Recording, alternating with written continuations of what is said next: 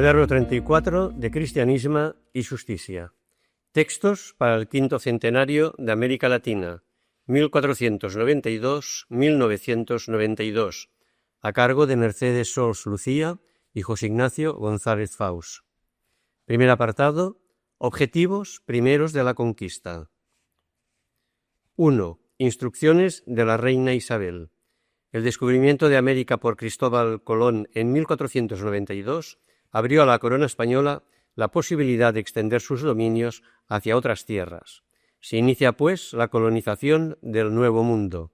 Los reyes católicos dieron instrucciones a los españoles sobre el objetivo principal de la conquista, la evangelización y conversión al cristianismo, y sobre el trato que se debía dar a los indios. 1. A Dios nuestro Señor plugo por la santa misericordia descubrir las dichas islas e tierra firme, al rey e a la reina nuestros señores, por industria del dicho don Cristóbal Colón, su almirante, visorrey e gobernador dellas, el cual ha hecho relación a sus altezas que las gentes que en ellas halló pobladas, conoció dellas ser gente muy aparejadas para se convertir a nuestra santa fe católica, porque no tienen ninguna ley ni seta. Por ende, sus altezas, deseando que nuestra santa fe católica sea aumentada y acrecentada, mandan y encargan al dicho almirante, visorrey e gobernador que por todas las vías y maneras que pudiese procure trabajar y atraer a los moradores de las dichas islas y tierra firme a que se conviertan a nuestra santa fe católica. Y para ayuda de ello, sus altezas envían allá al devoto padre Fray Buil, juntamente con otros religiosos que el dicho almirante consigo ha de llevar, los cuales, por mano e industria de los indios que acá vinieron, procuren que sean bien informados de las cosas de nuestra santa fe, pues ellos sabrán y entenderán ya mucho de nuestra lengua, procurando de los instruir en ello lo mejor que se pueda, y porque esto mejor se pueda poner en obra, después que en buena hora sea llegada ya el armada, procure y haga el dicho almirante que todos los que en ella van, y los que más fueren de aquí adelante, traten muy bien y amorosamente a los dichos indios, sin que se les haga enojo alguno, procurando que tengan los unos con los otros conversación y familiaridad, haciéndose las mejores obras que ser puedan. Y asimismo, el dicho almirante les dé algunas dádivas, graciosamente, de las cosas de mercaduría de sus altezas que lleva para el rescate, y los honre mucho. Y si caso fuere que alguna o algunas personas trataren mal a los indios, en cualquiera manera que sea, el dicho almirante, como visorrey e gobernador de sus altezas, lo castigue mucho, por virtud de los poderes de sus altezas que para ello lleva, etc. Estas son las palabras formales de sus altezas. Primera instrucción de los reyes católicos. Y no consientan ni del lugar que los indios vecinos e moradores de las dichas islas e tierra firme, ganadas e por ganar, reciban agravio alguno en sus personas, ni bienes, mas manden que sean bien y justamente tratados, y si algún agravio han recibido, lo remedien y provean por manera que no excedan cosa alguna de lo que por las letras de la dicha concesión nos es injungido y mandado. Testamento de la reina Isabel, tomado de la 12ª réplica de las Casas al doctor Ginés de Sepúlveda. 2. Declaración del Papa Pablo III. Esos objetivos se verán confirmados por una bula del Papa, cuando los españoles pretenden justificarse alegando que los indios son como unas bestias salvajes que de ninguna cosa aprovechan. El Papa declara que los indios son verdaderos hombres y saca las consecuencias de esta afirmación. 2.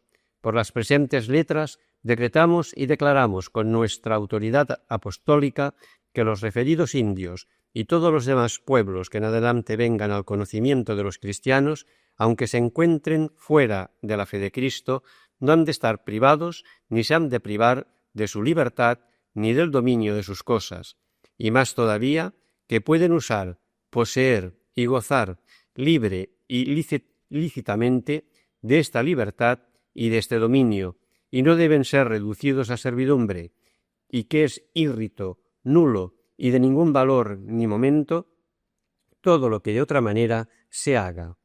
Bula Sublimis Deus 1537. 3. Apelación polémica a estos objetivos. Ante la necesidad de defender al indio, la Iglesia convocó juntas y sínodos que el fin de replantear y reafirmar el objetivo principal de la conquista, la evangelización con medios pacíficos. 3. La causa única y final de conceder la sede apostólica, el principado supremo y superioridad imperial de las Indias a los reyes de Castilla y León fue la predicación del Evangelio y la dilatación de la fe y religión cristiana y la conversión de aquellas gentes naturales de aquellas tierras, y no por hacerlos mayores señores ni más ricos príncipes de lo que eran. Junta de 1546, formada por diversos obispos como Marroquín, López de Zárate, Vasco de Quiroga, Fray Bartolomé de las Casas. Segundo apartado. Motivaciones reales de los conquistadores. 1. Retrato de los conquistadores. Se inicia la colonización, miles de españoles marchan hacia América, la gran mayoría eran personas de mediano y bajo nivel socioeconómico que deseaban ante todo enriquecerse. Su objetivo era volver a España victoriosos o bien acumular riqueza para vivir después holgadamente. Tales objetivos contrastan con los ya expuestos en el capítulo anterior. 4. Aunque por la mayor parte son labradores de España, hanse enseñoreado de esta tierra y mandan a los señores principales naturales de ella como si fuesen sus esclavos. Mucho notaron estos naturales indios entre las cuentas de sus años el año que vinieron y entraron en esta tierra los españoles, como cosa muy notable y que al principio les puso muy grande espanto y admiración, ver una gente venida por el agua, lo que ellos nunca habían visto ni oído que se pudiese hacer, de traje tan extraño del suyo, tan denodados y animosos, tan pocos entrar por todas las provincias de esta tierra con tanta autoridad y osadía, como si todos los naturales fueran sus vasallos. Asimismo se admiraban de ver los caballos y lo que hacían los españoles encima de ellos, y algunos pensaron que el hombre y el caballo fuese todo una persona, aunque esto fue al principio en los primeros pueblos, porque después todos conocieron ser el hombre por sí, el caballo ser bestia, que esta gente mira y nota mucho las cosas, y en viéndolos apear, llamaron a los caballos Castillan Machatel, que quiere decir ciervo de Castilla, porque acá no había otro animal a quien mejor los comparar. A los españoles llamaron Tetejú, que quiere decir dioses, y los españoles corrompieron el vocablo, decían teulas. Fray Toribio de Benavente, Historia de los indios de la Nueva España. 2. Su comportamiento. Desde un principio se establece una relación de superioridad y dominio de los españoles sobre los indios, lo cual fomentaba en aquellos la ambición por el poder. 5. La esperanza de las minas de oro y plata los lleva allá, y así lo creo yo bien y verdaderamente, porque siempre por sus obras lo han mostrado, porque ni los lleva la honra de Dios, ni el celo de su fe, ni el socorrer y ayudar a salvar a sus prójimos, y tampoco servir a su rey, de que ellos siempre con falsedad se jactan, sino sola su codicia y ambición, por tiranizar señoreando los indios que desean que los repartan como si fuesen bestias, por repartimiento perpetuo, tiránico e infernal, usurpándoles e tiranizándoles por buen estilo su supremo y real principado. 12ª réplica de las casas a Ginés de Sepúlveda. Tercer apartado, pseudo-justificación de la guerra. 1. Sepúlveda, las casas, destrucción de la idolatría o libertad de la fe. Se dice que el principal objetivo de la colonización es la evangelización y conversión de los indios. Sin embargo, en los años 1552 y 1553 se abre una controversia entre Fray Bartolomé de las Casas y el doctor Juan Ginés de Sepúlveda sobre los medios que deben ser utilizados para dicho fin. la guerra justa contra la idolatría, véase cómo arguye este último. 6. Pues concluyendo, digo que es lícito sujetar estos bárbaros desde el principio para quitarles la idolatría y los malos ritos, y porque no puedan impedir la predicación y más fácil y más libremente se puedan convertir, y para que después de esto no puedan tornar atrás ni caer en herejías, y con la conversación de los cristianos españoles más se confirmen en la fe y pierdan ritos y costumbres barbáricas. 12ª objeción de Sepúlveda al sumario elaborado por Fray Domingo de Soto, donde resume las posiciones de ambos clérigos. Pero en el seno de la Iglesia católica existían posturas opuestas a la anterior sobre el uso de la violencia como medio de sujetar a los indios para predicarles. En el primer párrafo de este fragmento, Soto resume la posición de Bartolomé de las Casas. En el siguiente, el propio Fray Bartolomé responde a las objeciones de Sepúlveda. 7. Concluyó, pues, este artículo con decir que se engañan los contrarios, con decir que estas guerras no se hacen para introducir por fuerza la fe, sino para sujetarlos y después predicarles, porque, a la verdad, no sólo esto es fuerza indirecta, sino inmediatamente directa, pues que dicen que en estas guerras se ha de tener intención de predicarles después la fe, porque esto es engendrarles primero miedo y fuerza para que de temor reciban vanamente la fe, porque si unos ven los estragos, robos y muertes que sus vecinos padecen, por no padecer ellos mismos aquello, recibirán vanamente la fe, sin saber lo que reciben. Queda, pues, bien claro cuánto acierta el doctor en traer, para probar ser lícito, hacer guerra a los indios antes de predicarles la fe por causa de convertillos, solamente a la semejanza del frenético y del muchacho malcriado, después de muertos, robados, angustiados, atemorizados y escandalizados, captivos, sus mujeres y hijas violadas y deshonradas y puestos en odio de la fe y de la religión cristiana, que son obras todas estas de los soldados. ¿Qué allanamiento del camino será este que el doctor ha inventado? Op-in, páginas 188, 189 y 242-243. 2. Testimonio de un soldado. No obstante, a pesar de la guerra, los indios no parecen tan dispuestos a renunciar de sus creencias. En este fragmento, un cacique explica a Hernán Cortés su postura frente a la nueva doctrina que se le impone. Bernal Díaz del Castillo fue el cronista más importante de la conquista de México por Hernán Cortés, 1517-1521. 8. Y porque en otros razonamientos se les había dicho otras cosas acerca que dejen los ídolos, en esta plática no se les dijo más, y lo que respondieron a todo es que dijeron: Malinche, ya te hemos entendido antes de agora, y bien creemos que ese vuestro Dios y esa gran señora, que son muy buenos, mas mira, agora viniste a estas nuestras casas, el tiempo andando entenderemos muy más claramente vuestras cosas, y veremos cómo son, y haremos lo que sea bueno. ¿Cómo quieres que dejemos nuestros teules, que desde muchos años nuestros antepasados tienen por dioses y les han adorado y sacrificado, ya que nosotros que somos viejos, por te complacer lo quisiéramos hacer? ¿Qué dirán todos nuestros papas y todos los vecinos y mozos y niños de esta provincia, sino levantarse contra nosotros? Especialmente que nuestros papas han ya hablado con nuestro teule el mayor, y les respondieron que no los olvidásemos en sacrificios de hombres y en todo lo que de antes solíamos hacer, sino que toda esta provincia destruirían con hambres, pestilencias y guerras.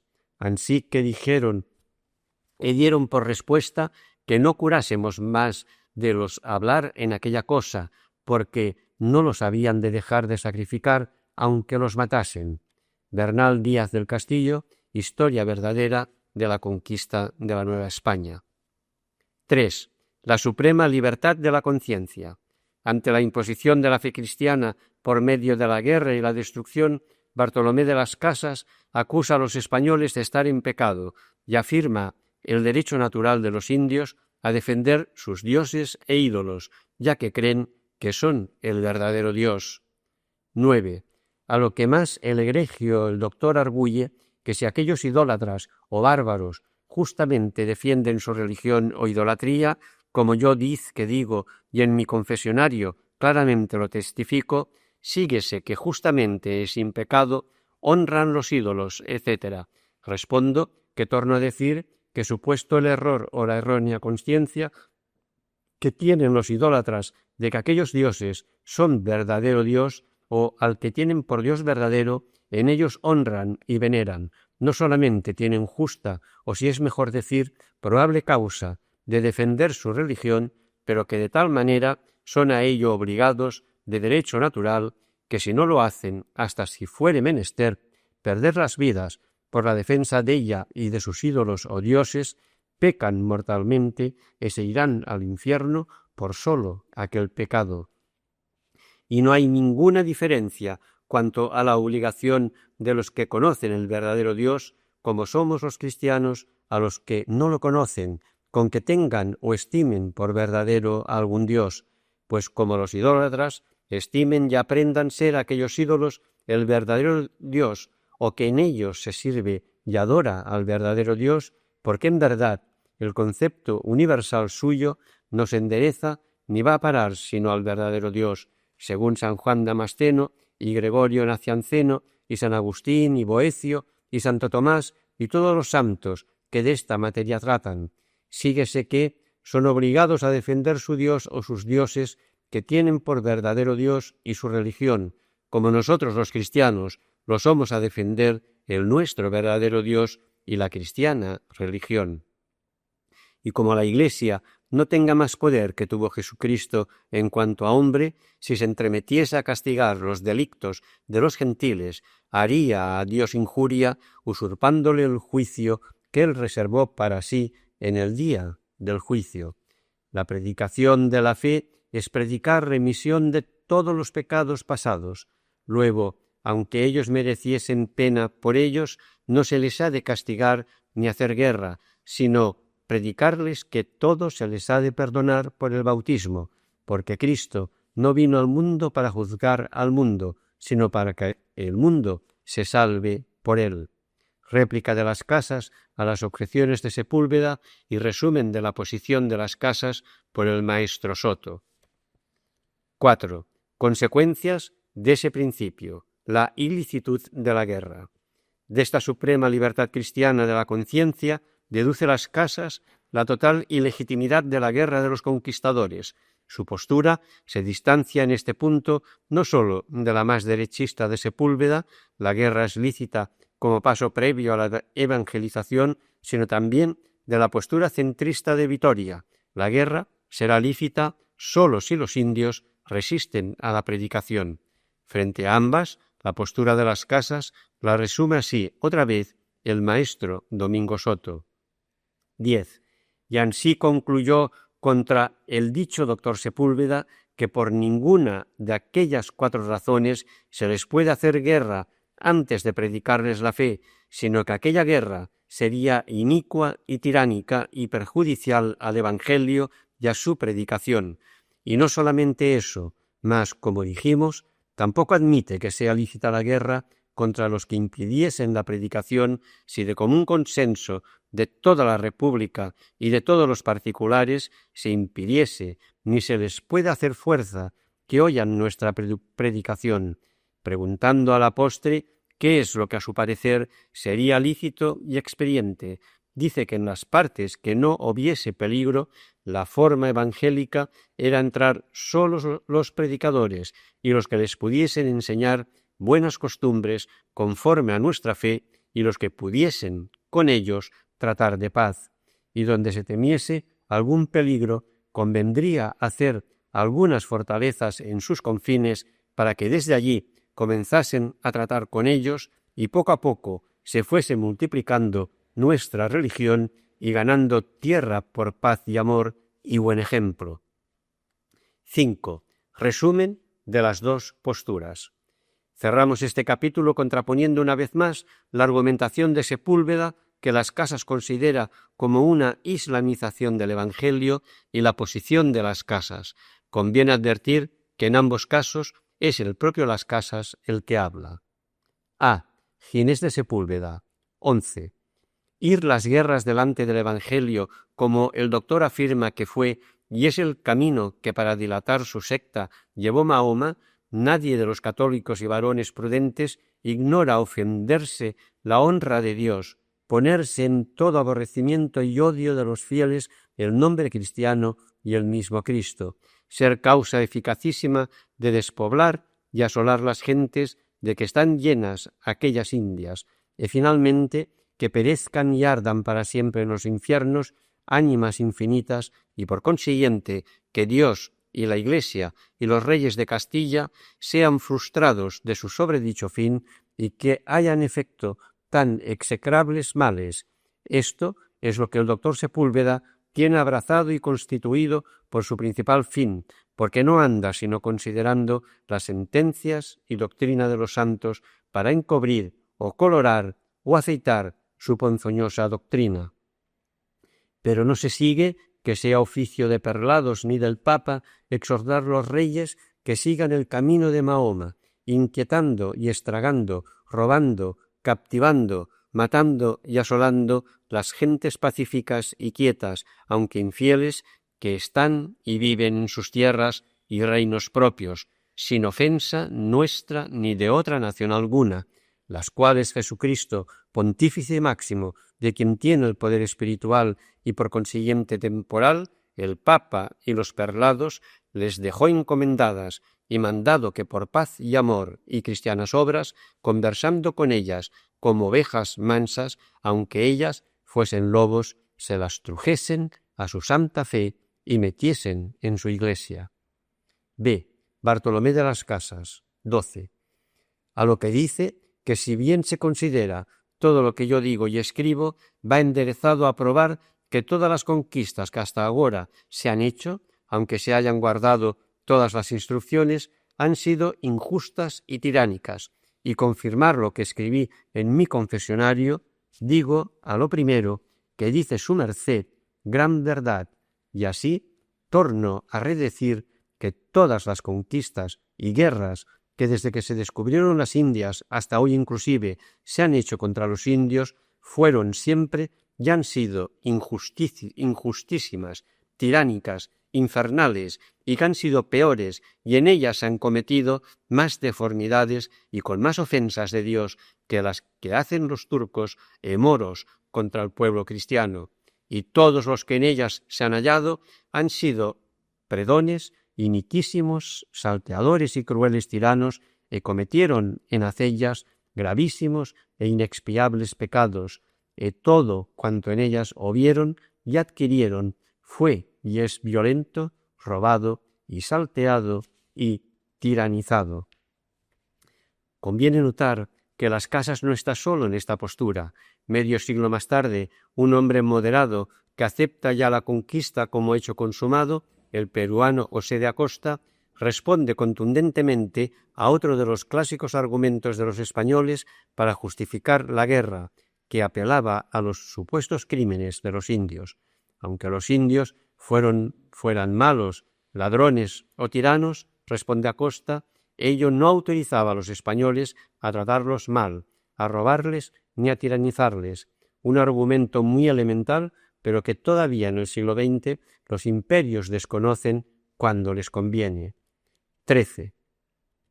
Otros títulos que algunos se empeñan en sustentar, movidos a lo que se puede presumir del deseo de ensanchar más de lo necesario el poder real, ya que no sea de adularlo, como son la supuesta tiranía de los incas, que usurparon por la fuerza el imperio del Perú y con los cuales pretenden asentar el derecho de los príncipes cristianos a reinar, yo, a la verdad, ni los entiendo ni los puedo aprobar, porque si no es lícito robar a un ladrón y apropiarse lo robado, ¿con qué razón o justicia se podrá arrebatar a los tiranos de indios, supongamos que lo sean, el poder a fin de tomarlo para sí, o la injusticia de otro nos dará a nosotros justo derecho?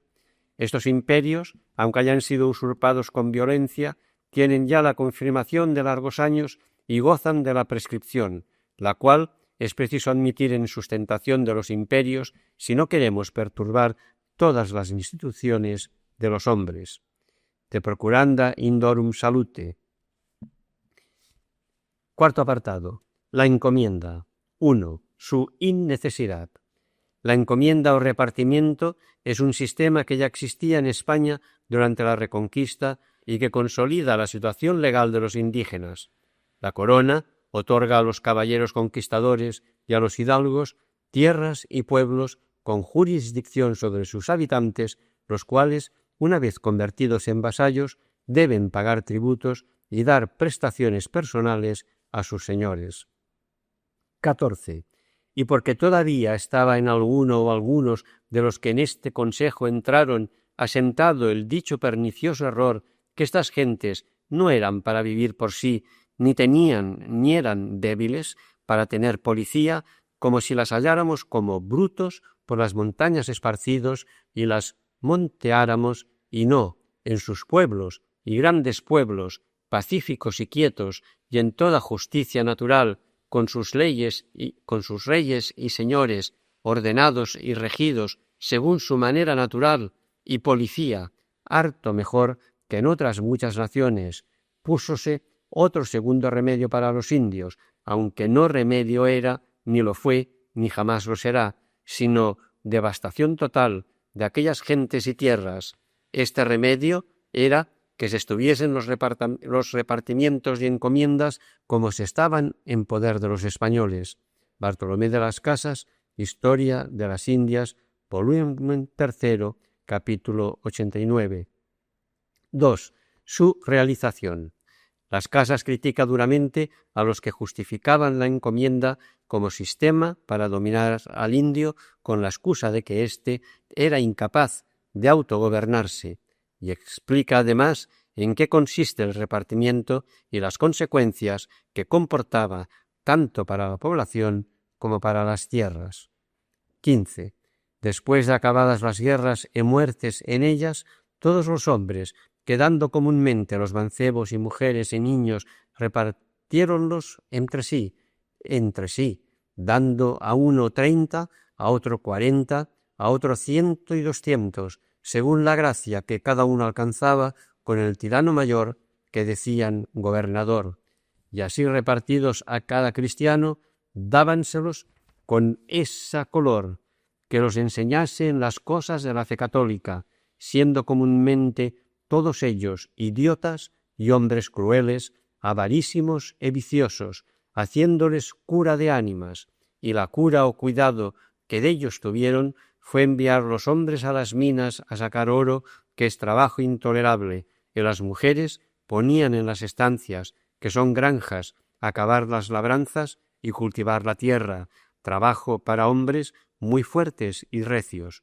No daban a los unos ni a las otras de comer sino hierbas y cosas que no tenían sustancia. Secábaseles la leche de las tetas a las mujeres paridas, y así murieron en breve todas las criaturas. Y por estar los maridos apartados, que nunca vían a las mujeres, cesó entre ellos la generación. Murieron ellos en las minas, de trabajos y hambre, y ellas en las estancias o granjas de lo mesmo, y así acabaron tantas y tales multitudes de gentes de aquella isla, y así se pudiera haber acabado todas las del mundo, decir las cargas que les echaban de 3 y 4 arrobas, y los llevaban 100 y 200 leguas, y los mismos cristianos se hacían llevar en hamacas, que son como redes, a cuestas de los indios, porque siempre usaron de ellos como de bestias para cargar.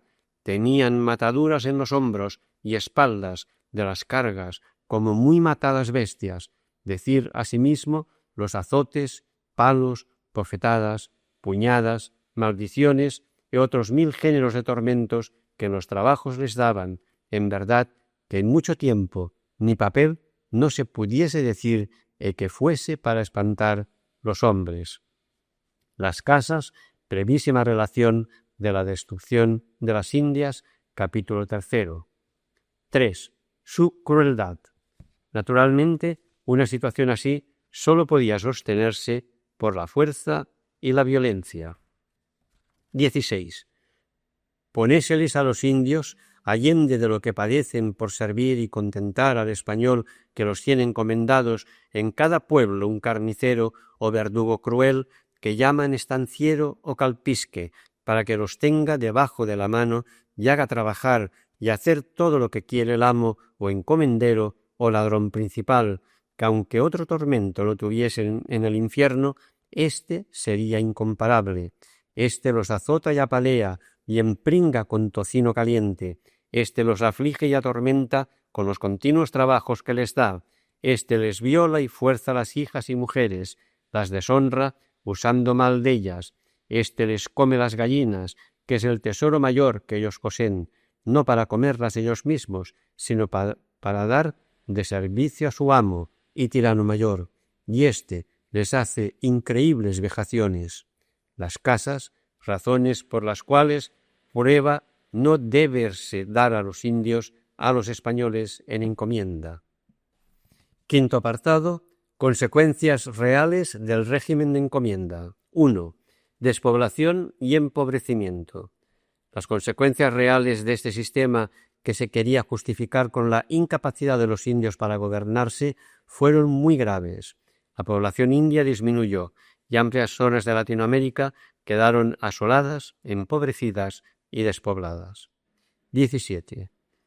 Que tener los españoles, los indios encomendados, haya sido gobernación y regimiento nocivo, diminutivo y destruitivo de todas aquellas gentes, y por consiguiente malo, pésimo y tiránico, y allende de esto se les haya retorcido y convertido la dicha superioridad y jurisdicción de vuestra majestad en daños grandes, en diminución y destrucción total, no sólo del ser pueblos, pero del ser hombres. Poco trabajo podremos tener en probarlo a vuestra majestad. Sea vuestra majestad servido de preguntar cuántas gentes vimos en la isla española, en sola la cual había 3 cuentos de ánimas, y en la de Cuba y Jamaica, y la de San Juan, y en más de 60 islas de los lucayos y gigantes, que todas las vieron nuestros ojos llenas de hombres, y ahora están totalmente vacías. En toda esta tierra firme, cuántos reinos y cuántas provincias están extirpadas y asoladas, como arriba hemos dicho que las vimos también, y sabemos que estaban más pobladas y más hirviendo de hombres que están juntamente Toledo y Sevilla. Todos estos tan copiosos números de gentes y tan espesas poblaciones han muerto y destruido a vuestra majestad los españoles por tenerlos encomendados y tener señorío y mando sobre ellos, con la dicha color de tenellos encomendados, usando de ellos, después que en las guerras injustas han muerto los que justamente los resisten, en sacar oro y plata, haciendo recuas de ellos para llevar cargas como bestias y alquilándolos para ellas, y todos los otros servicios y manera que pueden inventar para allegar riquezas, sea con suerte o con vida de los indios, con tanto que ellos saquen provecho y se hinchan, como pretenden, de dineros. Las casas, razones por las cuales prueba no deberse dar los indios a los españoles en encomienda. 2. Tributos y esclavitud. Los indios vivían angustiados por los tributos excesivos que debían pagar en oro y especias a los españoles.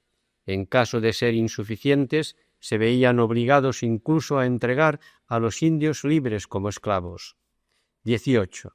En cada pueblo tenían un ídolo o demonio, al cual principalmente como su abogado tenían y llamaban, y a éste honraban y ataviaban de muchas joyas y ropas, y todo lo bueno que podían haber le ofrecían, cada pueblo como era, y más en las cabezas de provincias.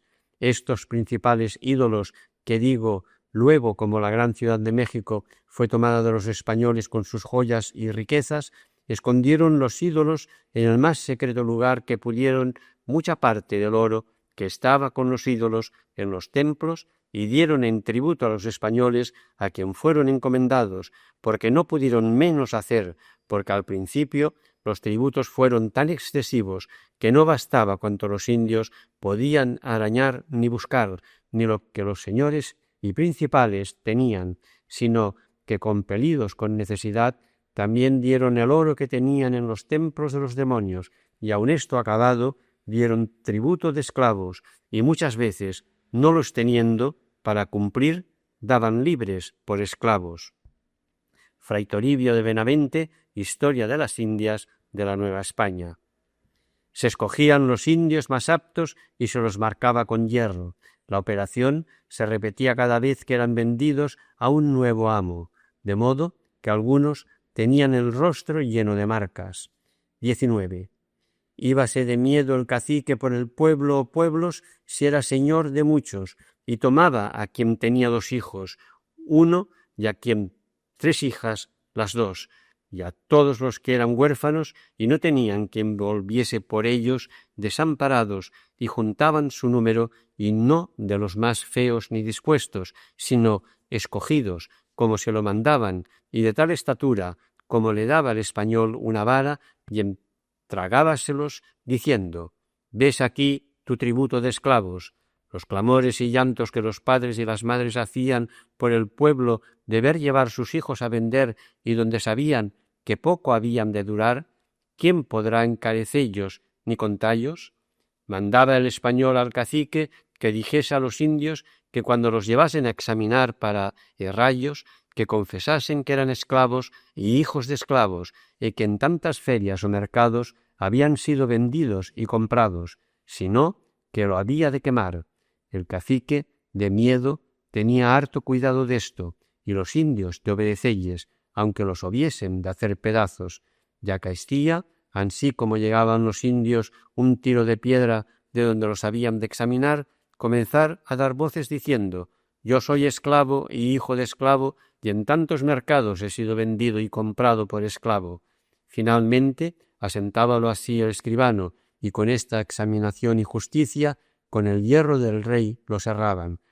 Todas estas infernales cautelas y fraudes sabían y venían los gobernadores y oficiales de su majestad, y ellos mismos eran los inventores primeros y los que en ello tenían parte, y que más inicua y cruelmente lo hacían.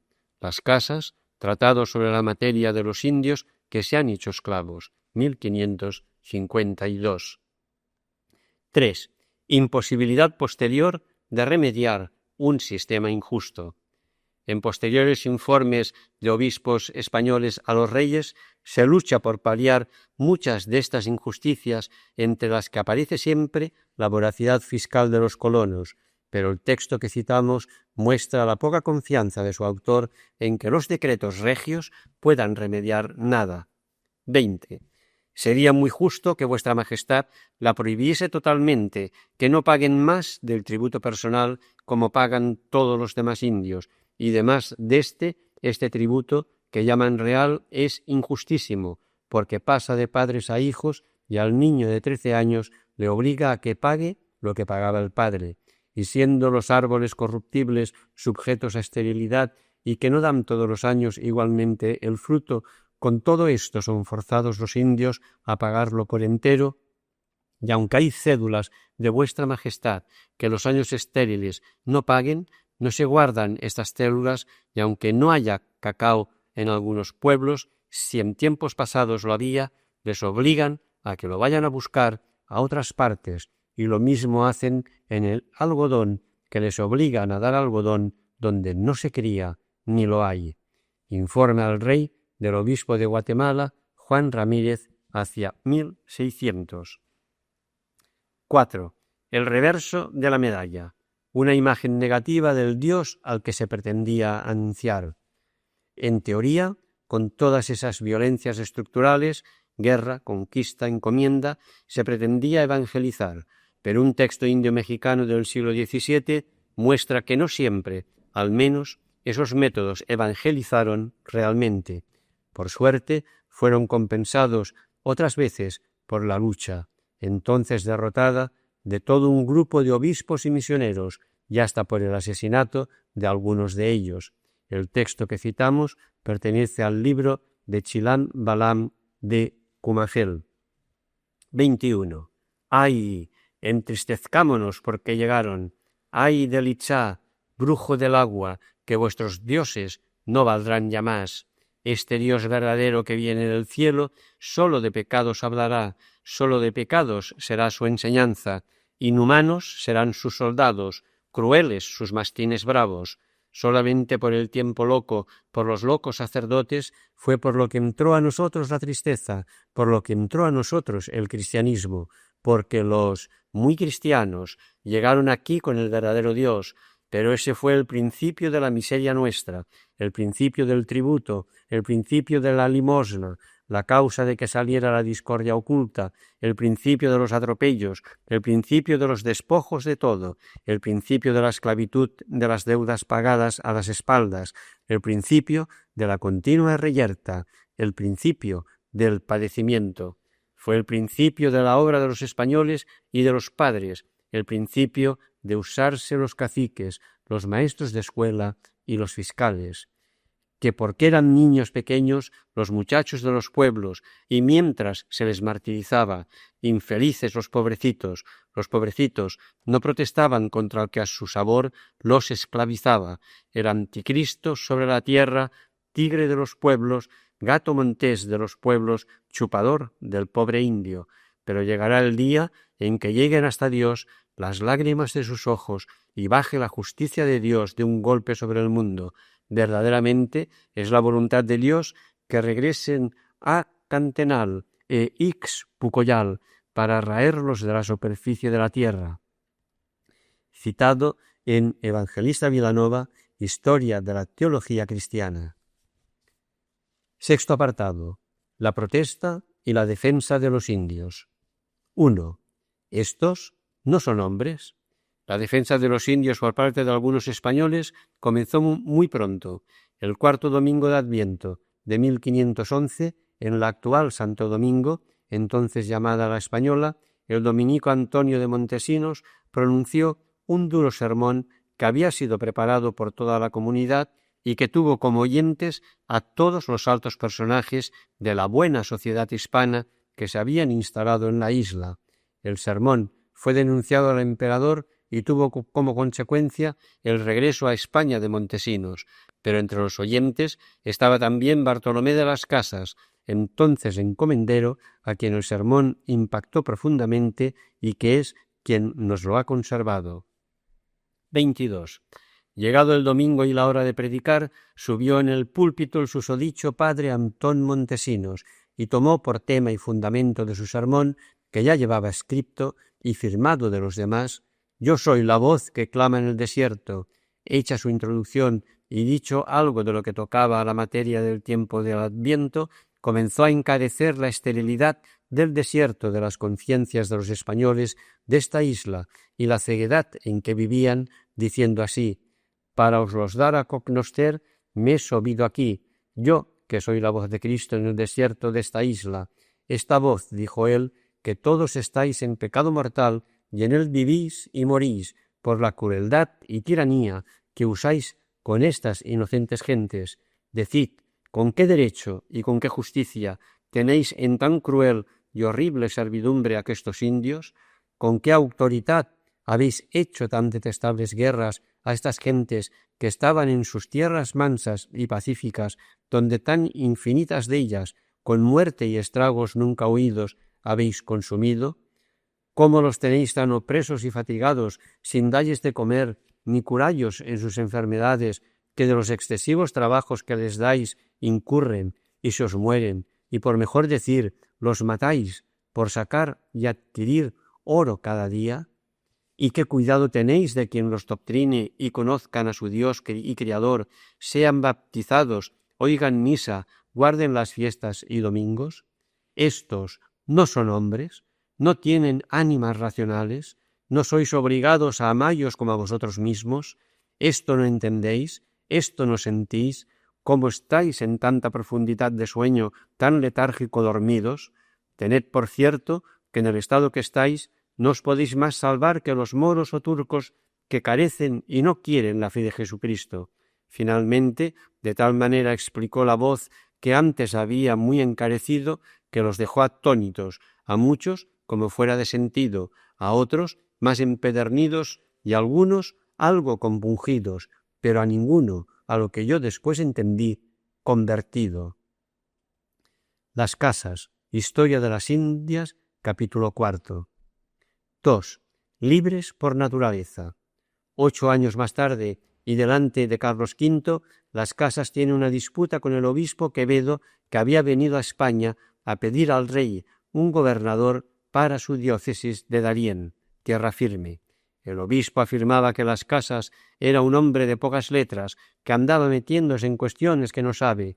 A pesar de esto, reconoce que los conquistadores, para poder subsistir, no han hecho más que robar y matar desde hace 5 años, pero esto no parece intranquilizarle mucho, porque, según todas sus informaciones, los indios son seres inferiores, esclavos por naturaleza, citando a Aristóteles. Las casas pasa entonces al ataque, diciendo al obispo que estáis en grave estado de pecado, ya que no habéis expuesto vuestra vida por vuestras ovejas.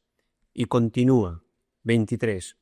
Estas gentes del Nuevo Mundo son unos hombres muy aptos para recibir la doctrina cristiana, para practicar todo tipo de virtud y para adoptar costumbres virtuosas, y son seres libres por naturaleza, que tienen sus reyes y señores naturales, que viven de forma civilizada, y en cuanto a los propósitos del reverendo obispo sobre su estado de esclavos por naturaleza, está tan lejos de la verdad como los cielos lo están de la tierra.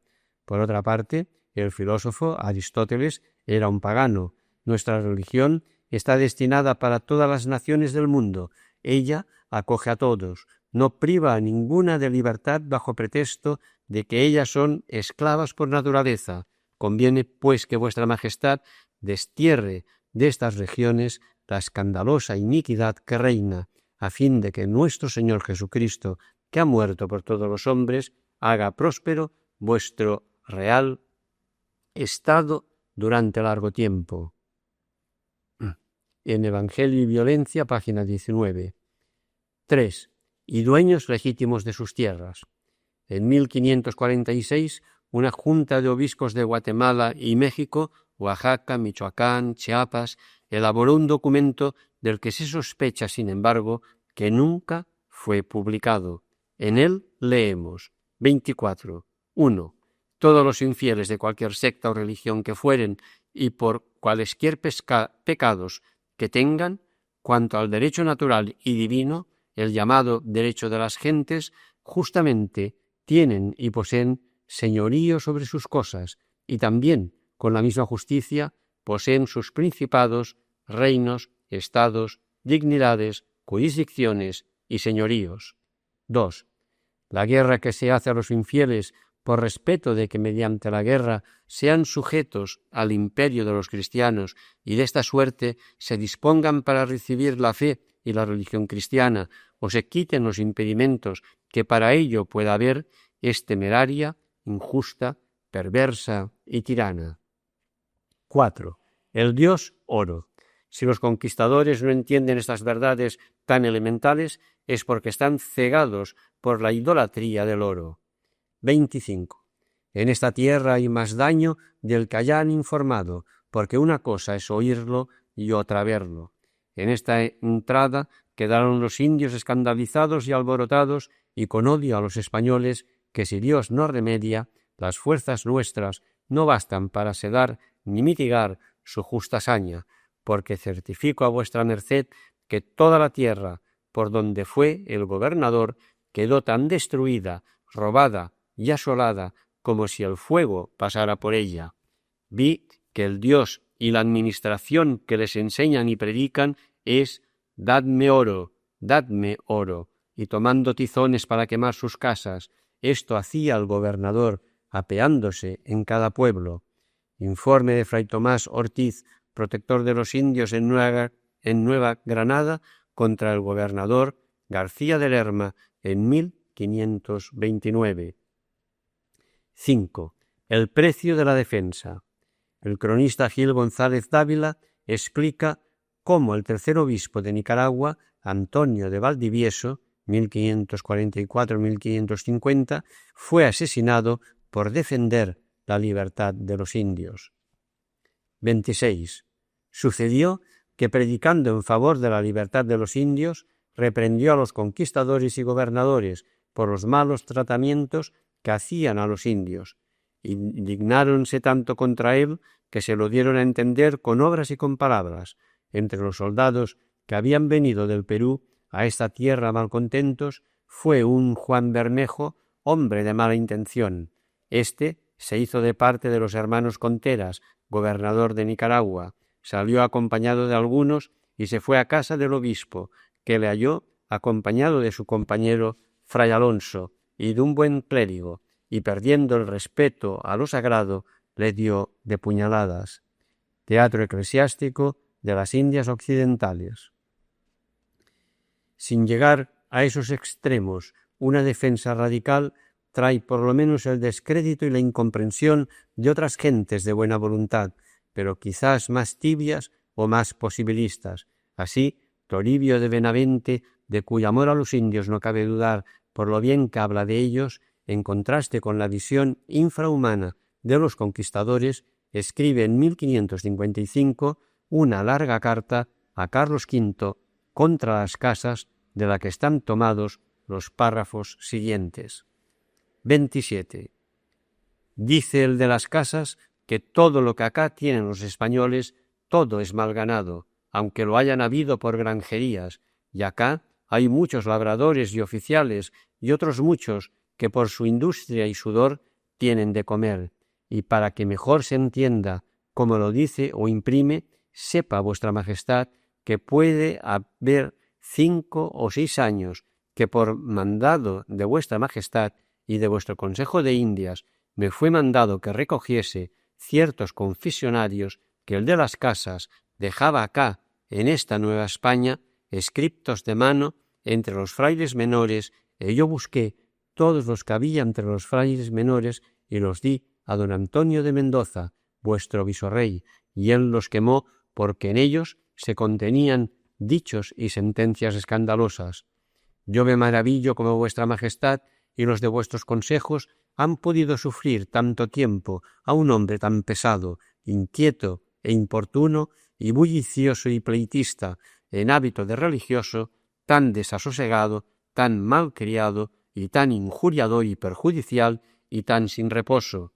Yo, a que conozco al de las casas 15 años, primero que a esta tierra viniese, y él iba a la tierra del Perú, y no pudiendo allá pasar, estuvo de Nicaragua, y no sosegó allí mucho tiempo, y de allí vino a Guatemala, y menos paró allí, y después estuvo en la nación de Oaxaca, y tan poco reposo tuvo allí como en las otras partes, y después que aportó a México, estuvo en el monasterio de Santo Domingo, y en él luego se hartó, y tornó a vaguear y a andar en sus bullicios y desasosiegos, y siempre escribiendo procesos y vidas ajenas, buscando los males y delitos que por toda esta tierra habían cometido los españoles para agraviar y encarecer todos los males y pecados que han acontecido, y en esto parece que tomaba el oficio de nuestro adversario, aunque él pensaba ser más celoso y más justo que los otros cristianos. Quisiera yo ver al de las casas 15 o 20 años perseverar en confesar cada día 10 o 12 indios enfermos, llagados y otros tantos sanos, viejos que nunca se confesaron, y entender en otras cosas muchas, espirituales, tocantes a los indios, y lo buenos que haya a vuestra majestad y a los demás sus consejos, para mostrarse muy celoso, dice: fulano no es amigo de indios, es amigo de españoles, no le deis crédito. Plega a Dios que acierte él a ser amigo de Dios y de su propia ánima. Lo que allá cebla es de daños que hacen a los indios, o de tierras que los españoles demandan acá, en esta Nueva España, o de estancias que están en perjuicio y de daños a los indios. Ya no es el tiempo que solía, porque el que hace daño de 2 pesos paga 4, y el que hace daño de 5 paga 8. En Idea y Querella, páginas 70, 71 y 75. Este testimonio contrasta con lo que años antes había escrito fray Pedro de Córdoba en otra carta al rey firmada por toda su comunidad. 28. En estas partes Dios nuestro Señor ha despertado el espíritu de un clérigo llamado Bartolomé de las Casas. A él me remito, porque es persona de virtud y persona que ha mucho que está en estas tierras y sabe todas las cosas de acá. Vuestra Alteza le puede justamente dar crédito en todo lo que dijere como a verdadero ministro de Dios, que para atajo de tantos daños creo que le ha escogido la mano de Dios. Carta a Carlos V de 28 de mayo de 1517. 6. Argumentos y consecuencias de la defensa.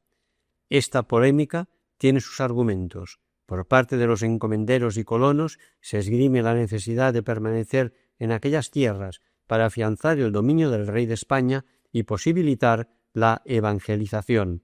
Es llamativa la equiparación entre señorío del rey y fe católica.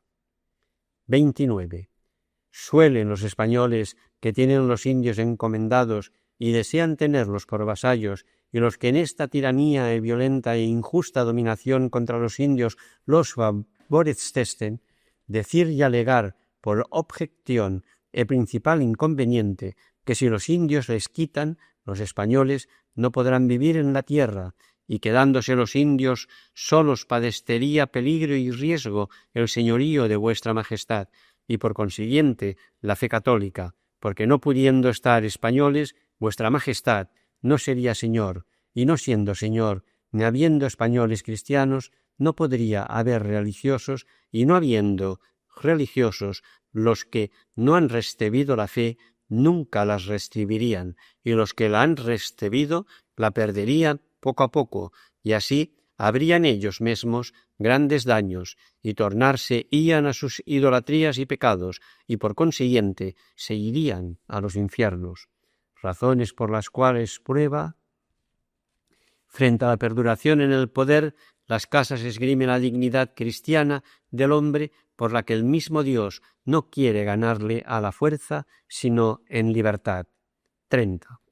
Esta cosa es cierto de maravillar que haya caído tanta ceguedad en los cristianos, que habiendo profesado guardar la ley natural y el Evangelio en su bautismo, seguir las pisadas y obras de su Maestro y guiador Jesucristo, en las cuales es y debe ser una, convidar y atraer y ganar por paz y amor y mansedumbre y ejemplos de virtud a la fe, sin alguna diferencia de cualquiera secta o religión que sean, y pecados y costumbres corruptas que tengan, y esto por la forma y ejemplo que Cristo nos dio y estableció en su Iglesia, y como nosotros fuimos y quisiéramos ser traídos, dejándonos mandado por regla general que todo aquello que querríamos que los otros hombres hiciesen con nosotros, hagamos con ellos, y donde quiera que entrásemos, la primera muestra que de nosotros diésemos, por palabras y obras, fuese paz, y que no hay distinción en esto para con indios ni gentiles, griegos o bárbaros, pues un solo Señor es de todos, que por todos sin diferencia murió, y que vivamos de tal manera, y nuestras obras sean tales para con todos, que loen y alaben al Señor, que creemos y adoramos por ellas, y que sin hacer distinción alguna entre infieles, no por más de que no son cristianos algunos hombres, creamos y tengamos por verdad que nos es lícito invadir sus reinos y tierras e irlos a desasosegar y conquistar, porque use el término que muchos tiranos usan, que no es otra cosa sino ir a matar, robar, captivar y subyectar y quitar sus bienes y tierras y señoríos a quienes están en sus casas quietos y no hicieron mal, ni daño, ni injuria a los que quien las reciben, no considerando que son hombres y tienen ánimas racionales, y que los cielos y la tierra y todo lo que de los cielos desciende son beneficios comunes que Dios a todos los hombres sin diferencia concedió y los hizo señores naturales de todo ello, no más a unos que a otros, como dice por San Mateo, solem sum oriri facit super bonos et malos, et purit super justos et injustos. Y que la ley divina y preceptos negativos de ella que prohíben hacer injuria o injusticia a los prójimos y hurtarles cualquiera cosa suya, y mucho menos tomársela por violencia, no bienes muebles, ni raíces, no sus mujeres ni sus hijos, no su libertad, no sus jumentos, ni otra alhaja alguna, se entienden también y se extienden para con todos los hombres del mundo, chicos y grandes, hombres y mujeres, fieles o infieles. Esto todo contiene la ley de Jesucristo, quien inventó este camino de ganar para Cristo los infieles y traerlos a su cognoscimiento y incorporarlos en el aprisco de su universal Iglesia. Creo, y aun sé por cierto, que Cristo lo tiene condenado por su Evangelio. Las Casas, Historia de las Indias 1:17. La corona más bien se inhibió ante el problema de los indios, dando sólo soluciones parciales, puesto que una respuesta en profundidad pondría en peligro su señorío en tierras americanas. Las Casas, en cambio, sacaba de sus argumentos unas conclusiones que eran estremecedoras para el poder español. A. Acabar con la encomienda. B. Devolver las tierras. Y C. Si es preciso, renunciar a la conquista. Veámoslas. 31. A. Que vuestra Majestad ordene y mande y constituya que todos los indios que hay en todas las Indias, así los ya subjetos como los que de aquí adelante se subjetaren, se pongan y reduzcan y incorporen en la corona real de Castilla y León en cabeza de vuestra Majestad, como súbditos y vasallos libres, y ninguno estén encomendados a cristianos españoles, antes sea inviolable Constitución, determinación y ley real, que ni agora ni en ningún tiempo jamás, perpetuamente, puedan ser sacados ni enajenados de la dicha corona real, ni dados a nadie por vasallos, ni encomendados, ni dados en feudo, ni en encomienda, ni en depósito, ni por otra ningún título, ni modo o manera de enajenamiento, o sacar de la dicha corona real por servicio que nadie haga, ni merecimientos que tenga, ni necesidad que ocurra, ni causa o color alguna que se ofrezca o se pretenda. En octavo remedio, introducción. 32. B. Por lo cual, con todos los daños que no pueden ser numerados ni estimados, ni es posible pagarlos, porque irreparables, son todos in solidum a restitución obligados, y no se pueden salvar si en cuanto les fuere posible no los restituyen y satisfacen por ellos, y lloran todos los días de su infelice vida, tan grande y nunca otros tales, ni tantos vistos, ni oídos pecados. Y añado más que el egregio doctor y otra cualquiera persona que los quiere justificar o excusar, pecan mortalísimamente, y es a la misma restitución obligado, como estorbador de la salvación de algunos tiranos que harían penitencia y de la satisfacción que recibirían los que restan vivos o sus herederos de los tiranizados, si él, con su nueva y perniciosa doctrina, no los estorbase. Réplica 12ª a las objeciones de Sepúlveda. 33. C. Y deberían todos, para ser buenos cristianos, de sentir que aunque fuese posible vuestra Majestad perder todo el dicho su real señorío y nunca ser cristianos los indios, si al contrario de esto no podía ser sin muerte y total destrucción de ellos, como hasta ahora han sido, que no era inconveniente que vuestra Majestad dejara de ser señor de ellos y ellos nunca jamás fuesen cristianos. La razón es la dicha y conviene a saber, porque la ley de los cristianos tiene prohibido que no se hagan males para que vengan bienes, y no tiene nadie licencia de Dios para ofrecerle sacrificio alguno, por grande que sea, con mezcla de cualquiera, por chico que sea, pecado, porque tal sacrificio no lo aprueba, sino repruébalo y aborréstelo Dios. En octavo remedio, 20. El resultado de esta defensa impotente ya sabemos cuál fue. Ni se suprimió la encomienda, ni se devolvieron las posesiones, ni menos se abandonó la conquista. Pero si 500 años después han nacido en Iberoamérica corrientes como la teología de la liberación, quizá no debemos ver en ellas una mala imitación de los marxismos europeos, lo que sería un veredicto interesado, sino, más bien, un fruto y un legado perenne de la teología de aquellos hombres que sostuvieron esta lucha desigual. Y si hoy nos parecen evidentes las razones de las casas y nos asombra la ceguera de sus adversarios, preguntémonos si hoy, ante las injusticias estructurales en la sociedad del siglo XX, razonamos nosotros desde el respeto al ser humano de Fray Bartolomé o desde el mismo afán eficacista, practicista e interesado que hace 500 años movía a los conquistadores, encomenderos, reyes y teólogos de sus cortes.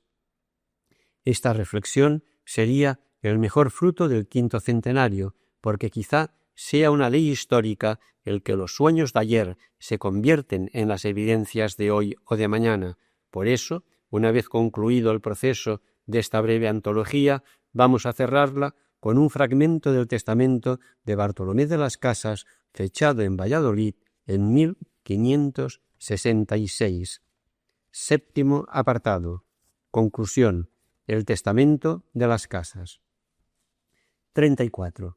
En el nombre de la Santísima Trinidad, Padre e Hijo y Espíritu Santo, un solo Dios verdadero, porque todo fiel cristiano debe dar testimonio de sí mismo al tiempo de su fin y muerte, y porque por la bondad y misericordia de Dios, que tuvo por bien de elegirme por su ministro, sin yo se lo merecer, para procurar y volver por aquellas universas gentes de las que llamamos Indias, poseedores y propietarios de aquellos reinos y tierras sobre los agravios, males y daños, nunca otros tales vistos ni oídos, que de nosotros los españoles han recibido con toda razón y justicia y por reducillos a su libertad prística, de que han sido despojados injustamente y por vibrallos de la violenta muerte que todavía padecen y perecen como han perecido, y despoblándose por esta causa muchos millares de leguas de tierra, muchos de ellos en mi presencia, y he trabajado en la corte de los reyes de Castilla, yendo y viniendo de las Indias a Castilla y de Castilla a las Indias muchas veces, cerca de 50 años, desde el año de 1514, por solo Dios y por compasión de ver perecer tantas multitudes de hombres racionales, domésticos, humildes, mansuetísimos y simplicísimos y muy aparejados para recibir nuestra santa fe católica y toda moral doctrina, y ser dotados de todas buenas costumbres, como Dios es testigo que otro interese nunca pretendí. Por ende digo que tengo por cierto, y lo creo así, porque creo y estimo que así lo tendrá la Santa Romana Iglesia, regla y mesura de nuestro creer, que cuanto se ha cometido por los españoles contra aquellas gentes, robos y muertes y usurpaciones de sus estados y señoríos, de los naturales reyes y señores, tierras y reinos y otros infinitos bienes, con tan malditas crueldades, ha sido contra la ley rectísima, inmaculada de Jesucristo y contra toda razón natural e en grandísima infamia del nombre de Jesucristo y su religión cristiana, y en total impedimento de la fe y en daños irreparables de las ánimas y cuerpos de aquellas inocentes gentes. Y creo que por estas impías y celerosas e ignominiosas obras Dios ha de derramar sobre España su furor e ira, si gran penitencia no hiciere, y temo que tarde o nunca la hará, porque la ceguedad por nuestros pecados, y mayormente en los que se arrean o tienen nombre de discretos y sabios, y presumen de mandar el mundo, aún está, digo, esta oscuridad de los sentimientos tan creciente, que desde 70 años que comenzaron a escandalizar, robar y matar y extirpar aquellas naciones, no se haya hasta hoy advertido que tantos escándalos e infamias de nuestra santa fe, tantos robos, tantas injusticias, tantos estragos, tantas matanzas, tantos cautiverios, tantas usurpaciones de estados y señoríos ajenos, y finalmente tan universales asolaciones y despoblaciones hayan sido pecados y grandísimas injusticias. El obispo Fray Bartolomé de las Casas. Octavo apartado, apéndice. 5 siglos después y desde allí. Para completar esta antología reproducimos algunos fragmentos de un escrito de Eduardo Galeano aparecido en Carta a las Iglesias, San Salvador, noviembre y diciembre 1988, con el título América Latina debe descubrirse a sí misma. 35. Ni leyenda negra ni leyenda rosa. Los dos extremos de esta oposición, falsa oposición, nos dejan fuera de la historia, nos dejan fuera de la realidad. Ambas interpretaciones de la conquista de América revelan una sospechosa veneración por el pasado, fulgurante cadáver cuyos resplandores nos encandilan y nos enceguen ante el tiempo presente de las tierras nuestras de cada día. La leyenda negra nos propone la visita al Museo del Buen Salvaje, donde podemos echarnos a llorar por la aniquilada felicidad de unos hombres de cera que nada tienen que ver con los seres de carne y hueso que pueblan nuestras tierras. Simétricamente, la leyenda rosa nos invita al gran templo de Occidente, donde podemos sumar nuestras voces al coro universal, entonando los himnos de celebración de la gran obra civilizadora de Europa, una Europa que se ha derramado sobre el mundo para salvarlo. La leyenda negra descarga sobre las espaldas de España y en menor medida sobre las de Portugal la responsabilidad del inmenso saqueo colonial que en realidad benefició en mucha mayor medida a otros países europeos y que hizo posible el desarrollo del capitalismo moderno. La tan mentada crueldad española nunca existió. Lo que sí existió y existe es un abominable sistema que necesitó y necesita métodos crueles para imponerse y crecer. Simétricamente, la leyenda rosa miente la historia, elogia la infamia, llama evangelización al despojo más colosal de la historia del mundo y calumnia a Dios atribuyéndole la orden. La revelación de la cara oculta. No, ni leyenda negra ni leyenda rosa. Recuperar la realidad, ese es el desafío para cambiar la realidad que es, recuperar la realidad que fue. Me parece a todas luces evidente que América no fue descubierta en 1492 del mismo modo que las legiones romanas no descubrieron en España cuando la invadieron en el 218 a.C. Y también me parece evidente, de toda evidencia, que ya va siendo hora de que América se descubra a sí misma, y cuando digo América me refiero principalmente a la América que ha sido despojada de todo, hasta del nombre, a lo largo de los siglos del proceso que la puso al servicio del progreso ajeno, nuestra América Latina. Este necesario descubrimiento, revelación de la cara oculta bajo las máscaras, pasa por el rescate de algunas de nuestras tradiciones más antiguas. Es desde la esperanza y no desde la nostalgia que hay que reivindicar el modo comunitario de producción y de vida, fundado en la solidaridad y no en la codicia, la relación de identidad entre el hombre y la naturaleza y las viejas costumbres de libertad. No estoy proponiendo la reivindicación de los ritos de sacrificio que ofrecían corazones humanos a los dioses. No estoy haciendo el elogio del despotismo de los reyes incas o aztecas. ¿Qué fantasmas exorcizan los verdugos? En cambio, estoy celebrando el hecho de que América pueda encontrar en sus más antiguas fuentes, sus más jóvenes energías. El pasado dice cosas que interesan al futuro. Un sistema asesino del mundo y de sus habitantes que pudre el agua, aniquila la tierra y envenena el aire y el alma, está en violenta contradicción con culturas que creen que la tierra es sagrada porque sagrados somos nosotros, sus hijos. Esas culturas despreciadas, ninguneadas, tratan a la tierra como madre y no como insumo de producción y fuente de renta. A la ley capitalista de la ganancia oponen la vida compartida, la reciprocidad, la ayuda mutua, que ayer inspiraron a Tomás Moro para crear su utopía y hoy nos ayudan a descubrir la imagen americana del socialismo que hunde en la tradición comunitaria su más honda raíz. A mediados del siglo pasado, un jefe indio llamado Seattle advirtió a los funcionarios del gobierno de Estados Unidos: al cabo de varios días, el moribundo no siente el hedor de su propio cuerpo. Continúen ustedes contaminando su cama y una noche morirán sofocados por sus propios desperdicios. El jefe Seattle también dijo: lo que ocurre a la tierra, ocurre a los hijos de la tierra.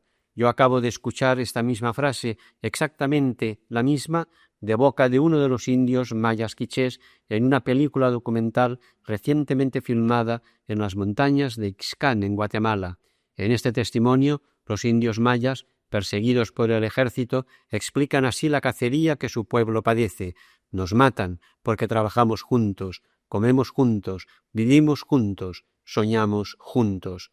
A finales del siglo pasado, para justificar la usurpación de las tierras de los indios Sioux, el Congreso de Estados Unidos declaró que la propiedad comunitaria resulta peligrosa para el desarrollo del sistema de libre empresa, y en marzo de 1979 se promulgó en Chile una ley que obliga a los indios mapuches a parcelar sus tierras y a convertirse en pequeños propietarios desvinculados entre sí.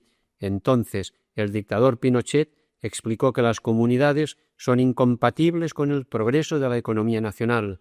El Congreso norteamericano no se equivocó, tampoco se equivocó el general Pinochet.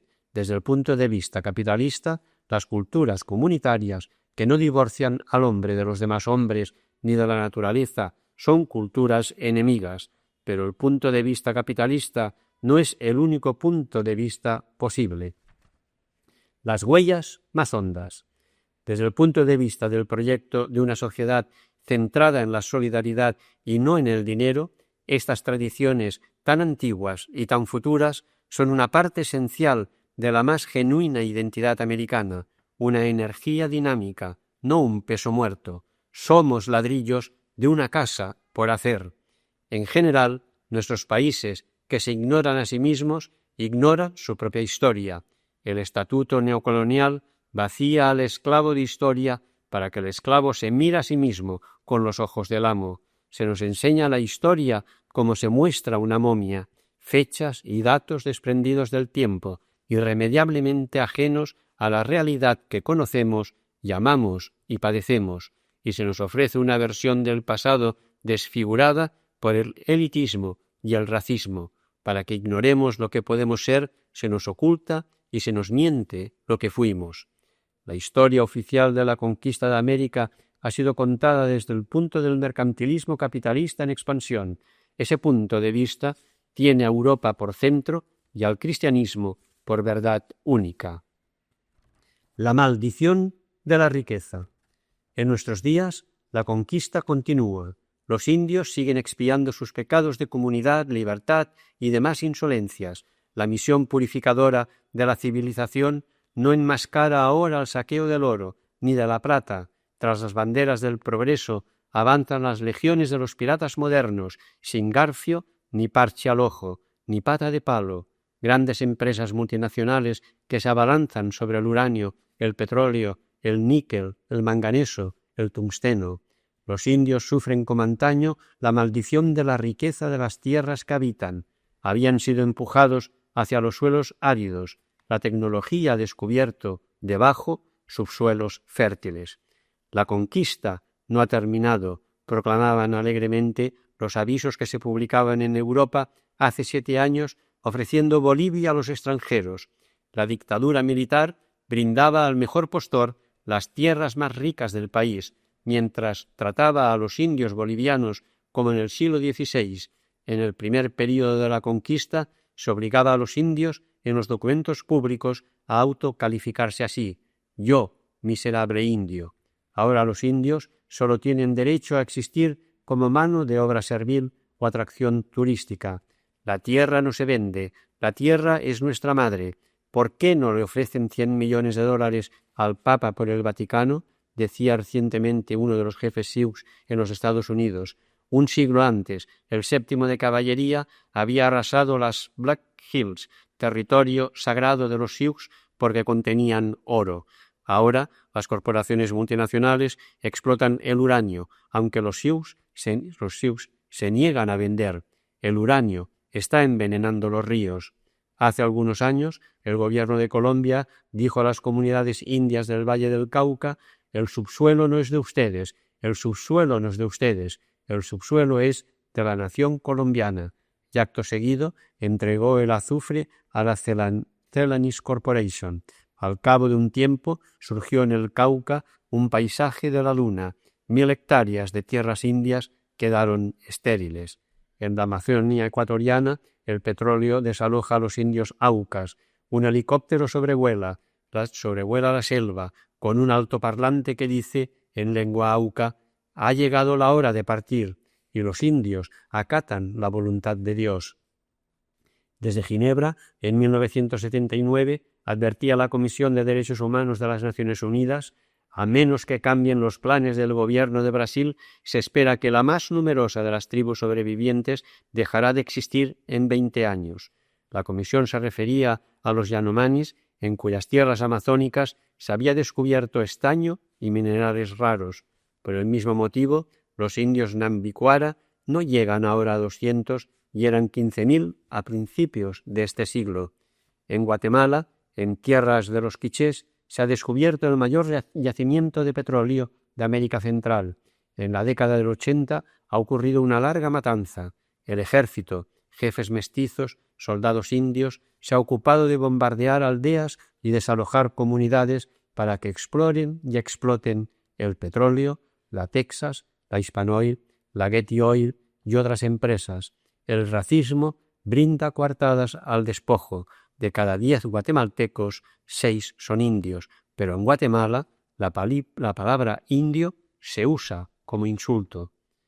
Para dar vuelta a las cosas. El racismo no es un triste privilegio de Guatemala. En toda América de norte a sur, la cultura dominante admite a los indios como objetos de estudio, pero no los reconoce como sujetos de historia. Los indios tienen folclore, no cultura, practican supersticiones, no religiones, hablan dialectos, no lenguas, hacen artesanía, no arte.